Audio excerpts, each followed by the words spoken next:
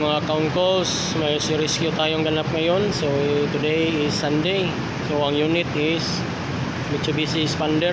Ang problem is na drain yung battery kasi na kalimutan daw patayin yung mga ilaw, yung headlight at saka accessories light mga councals. So tingnan natin, susubukan natin i-jump start tong unit mga councals. Yan ang unit Mitsubishi Expander. Mga councals, andito tayo sa unit ngayon. So ito ang problema. So walang display sa panel mga councals. Nakauna yung susi.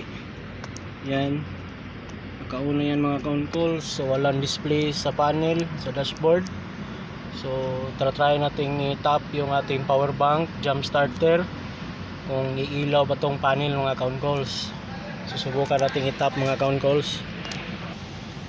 O yan mga councals, may display na sa panel. So nakatap na yung ating power bank jump starter. So ito ating gamit mga councals. Yan power bank natin mga councals. So susubukan natin i-start yung unit.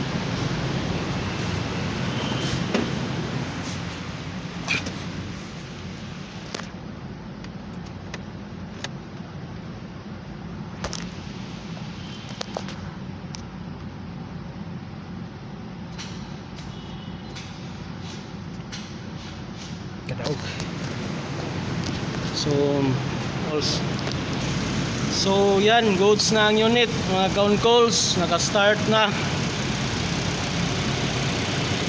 Yan.